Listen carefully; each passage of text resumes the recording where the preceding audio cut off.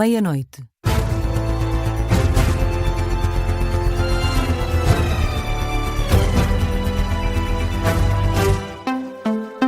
As notícias com Laura Figueiredo.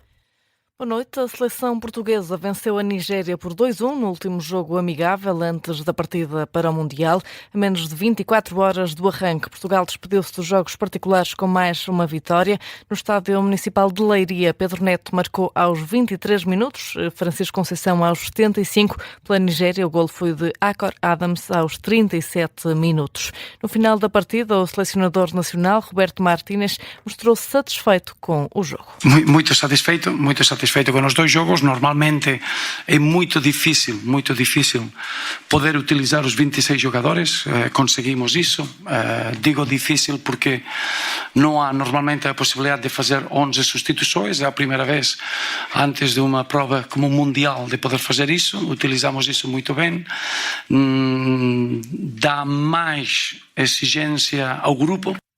Na conferência de imprensa no final do jogo, Roberto Martínez foi ainda questionado sobre o 11 para o primeiro jogo da seleção no Mundial, frente ao Congo. Continuo a dizer, sou muito chato para isso. Não há 11 inicial. Agora, o futebol moderno há 26 jogadores que podem ajudar a seleção. O que era importante agora, neste período, é preparar todos os jogadores. Sinto as nossas ideias de como jogar contra o Congo são muito claras, mas há muitos jogadores que podem executar essas ideias. Selecionador nacional no final da partida Portugal-Nigéria. Nigéria que tinha já falhado o apuramento para o Mundial. A seleção portuguesa parte para Palm Beach, em Miami, na sexta-feira. O primeiro jogo acontece a 17 de junho, frente à República Democrática do Congo, em Houston. Na atualidade internacional, pela segunda noite consecutiva, os Estados Unidos lançaram novos ataques contra o Irão. A confirmação chega pelo próprio Comando Central das Forças Armadas norte-americanas.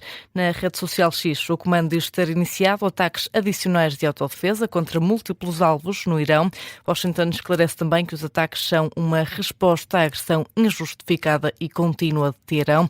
Entretanto, fontes oficiais ouvidas pelo Wall Street Journal dizem que as forças militares dos Estados Unidos estão a atacar sistemas de defesa aérea e radares perto do Estreito de Hormuz.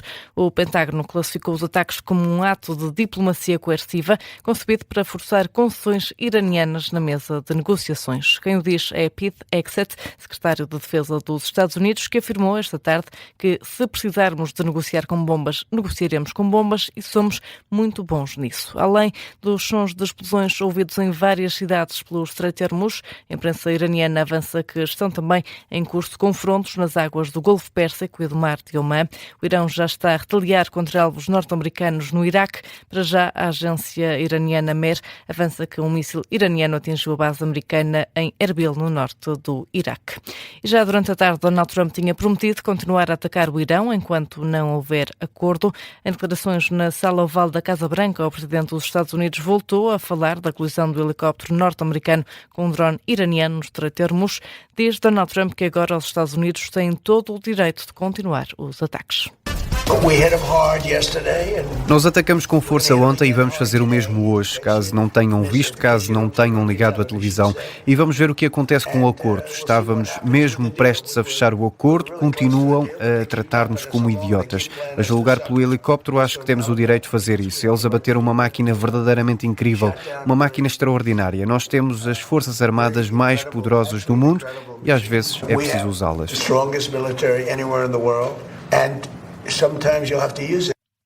Ainda assim, o presidente norte-americano volta a dizer que um acordo com o Irão está muito próximo, mas reforça que a questão nuclear é central na negociação.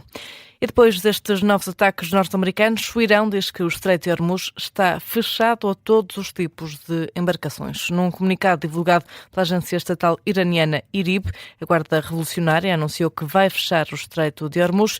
Diz que, a partir deste momento, devido à insegurança na região, o Estreito de Hormuz será declarado fechado a todos os tipos de embarcações, incluindo petroleiros e navios mercantes, e todo o tráfego será afetado. É o que se pode ler no comunicado divulgado há pouco pela agência estatal iraniana. Na atualidade nacional, o Presidente da República devolveu ao Parlamento o decreto sobre as regras de utilização de bandeiras em edifícios públicos. As bancadas do PSD, Chega e CDS tinham aprovado a 17 de abril, em votação final global, o diploma que pretendia proibir que fossem hasteadas em edifícios públicos bandeiras de natureza ideológica, partidária ou associativa. Ora, numa nota publicada hoje no site da Presidência da República, pode ler-se que António José Seguro devolveu ao Parlamento sem promulgação o decreto que estabelece regras de utilização de bandeiras em edifícios públicos. A nota refere ainda que a devolução foi acompanhada da respectiva mensagem fundamentada, que vai ser divulgada depois da leitura pelo Parlamento. E falamos agora do caso Olatio. Foi este o código utilizado por uma menor para avisar a PSP de uma tentativa de abuso sexual.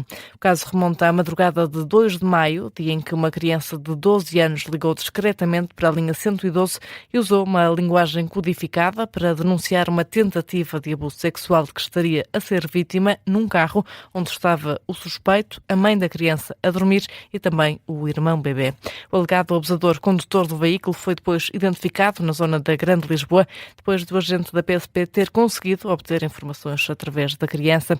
À Rádio Observador, o superintendente Carlos Martins, coordenador nacional do 112, explica como aconteceu a denúncia. A criança inicialmente aquilo que mencionou é que estaria a falar com um tio, portanto a chamada começa com a famosa frase que já deu título à notícia Olatio. E seguidamente, quando o operador do 112 lhe disse que ela não estava a falar contigo, estava a falar com o 112, a criança respondeu eu sei, e a partir desse momento o operador percebeu que havia ali alguma coisa que poderia estar em causa, nomeadamente que a criança não poderia falar abertamente e, portanto, existiu também uma conversação com ela, de modo a que quem estivesse do outro lado não se estivesse a perceber da chamada, ou do tipo de chamada. O coordenador nacional do 112, Carlos Martins, deixou ainda elogios tanto ao agente que atendeu a chamada como à criança que fez a denúncia. Quero só louvar realmente a perspicácia do operador e também a inteligência da criança. Acho que é a educação que as crianças têm para este tipo de situações e para o correto uso do número de emergência faz toda a diferença e esta criança claramente estava esclarecida, muito bem esclarecido quando poderia fazer esse uso e como. Declarações do superintendente Carlos Martins, coordenador nacional do 112. O polícia que atendeu a chamada recebeu um louvor da PSP pela perspicácia, astúcia e ponderação com que atuou. Quanto ao abusador, foi já identificado. A mãe da vítima já apresentou queixa. O processo está agora nas mãos do Ministério Público. E a notícia de fecho aqui na Rádio Observador. A informação está de regresso à 00:30.